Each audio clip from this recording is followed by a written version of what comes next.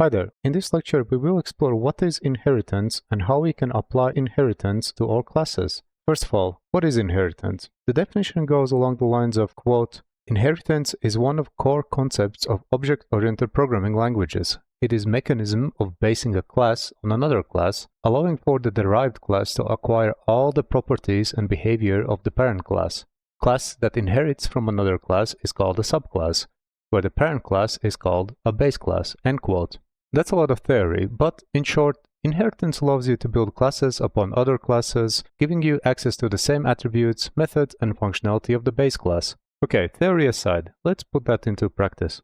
What we have in front of us is the human class we have worked already quite a lot before. It's very basic. It's just a simple class where we have a name attribute, and we say that the name is of type string, and then in test script we simply are just constructing a new human instance from the human class. Now, what if we wanted to make, let's say, for example, a metahuman? And this metahuman is going to be based on a human class, so it inherits all the properties, such as name in this scenario, but it has extra functionality. For example, let's say it can shoot lasers out of its eyes. Now, the question is, how do we construct this human class? Well, we know we want to use our human base class, and we want our metahuman class to extend the base human class. So the first thing we want to do, we want to define in our folder structure where our metahuman is going to live. So I'm going to create a new folder in our lib folder, and I'm going to name that folder human. And in that human folder, I'm going to create a new file, and I'm going to call that meta.pm. Now, how do you define a subclass is the same as you define every class. So you say package. In this scenario, since we have a folder structure of human, and then the file of our class is called meta, we're going to type human, : meta. So this is going to be our package name or class name. And there, we're just going to say that we want to use mouse as well. And we're just returning truthy value. So we said that for our metahuman class, we also want to shoot lasers from eyes. So I'm going to say that I want to introduce a subroutine that I'm going to call shoot lasers from eyes. Oops, so underscore eyes, just like that. And there we're getting the self context as we always do. And I'm going to get that from the global arguments. And I'm going to simply just warn a simple message that says shooting lasers from eyes. Alright, so basically we have this one method that is going to simply warn a message shooting lasers from eyes. And now the question becomes, how do we actually gain the properties of the human class, such as we also want to set name for our metahuman? Well, it's actually very simple. All you need to do, you need to use this keyword called extends, and you can provide a class that you would like to extend. So in this case, we know we want to extend the human class. And that's really all there is to it. So by using this extends keyword, we're going to gain the attribute name of the human class, and we will be able to set it when we initialize a new instance of a human meta. Alright, so let's do this. Let's go to the test script, and I'm going to, instead of using human class, I'm going to use human meta. So this is our new class that we just have introduced. And there, I'm going to say meta, so replace human with meta, and then human class, so human, : meta. Oops, so meta, and I'm going to say that the name is meta Joe. And to validate if this actually works as we expected, what we can do is we can warn meta name. If I save that, run the Perl script, what you're going to see that we just have printed out meta Joe at line 11. So you can see that we defined name attribute on our human class, but since we are extending the human class, we have all the attributes available on the base class in our meta class. We can also introduce separate attributes, for example, has, body, and we're just going to set that to is, read only, and is a string as well. Now if I save the meta class, go to the test script, I can also now set that the body is of type metal.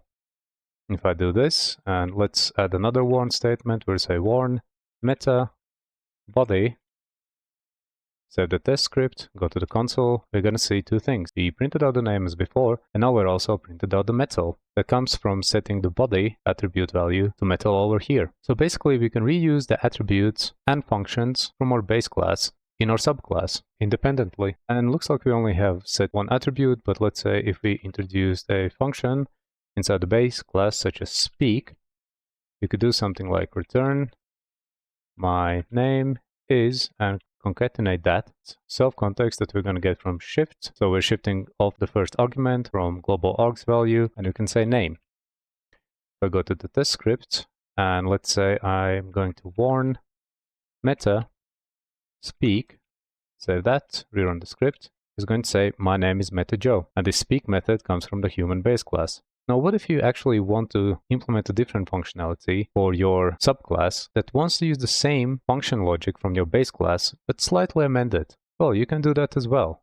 What you can do is you can override the speak method, for example, so subspeak in your subclass.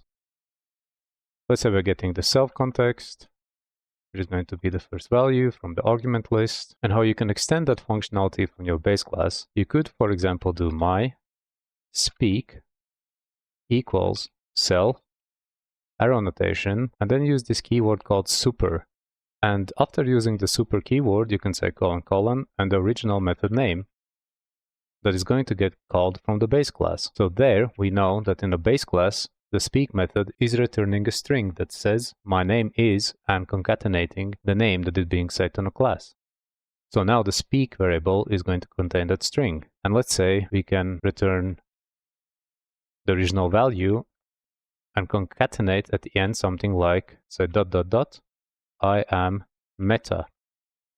Oops, meta, exclamation mark. If I save that, let's go to our test script, and maybe let's comment out the previous attributes and values that we're calling. Save that, go to the console, and rerun the script. You're going to see that we're printing out my name is meta Joe, that comes from the base class, where we're returning the string.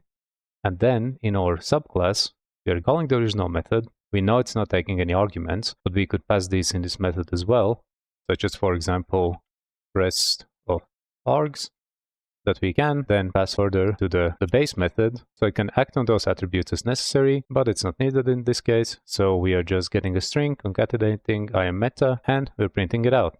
Now, another cool thing you can do, you can also override or extend attributes. So if we wanted to completely change the name attribute from the base class, what we could do, we could copy this and put it in our meta class. And there we could say, for example, this is int, and this could be, let's say, read and write. You don't necessarily need to change all the attributes. So let's say that we only wanted to provide the default value for the name if it's not set at the time of initializing a new instance of a class. To override specific keys of attribute definition, what you can do, you can use this plus symbol in front of the attribute name. So here I'm just going to wrap it in quotes, so it's not incorrectly interpreted by Perl by having plus symbol. And there I could say that I would like the default value for this attribute to be something like metal Joe.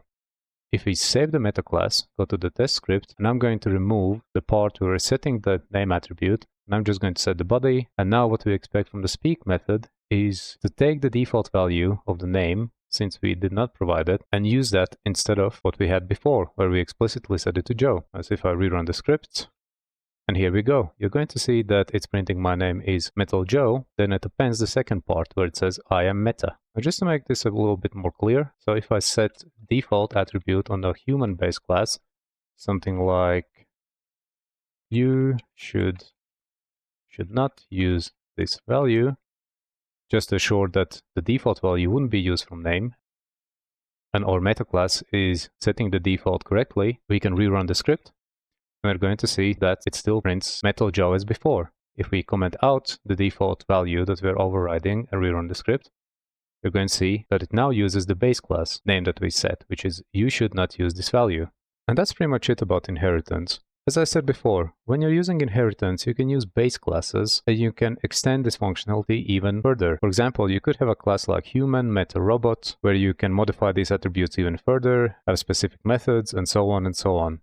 You're not bound to inheriting only from one class. You can extend inheritance as much as you want. Alright, we explored what is inheritance and how we can apply it using the most object-oriented programming system.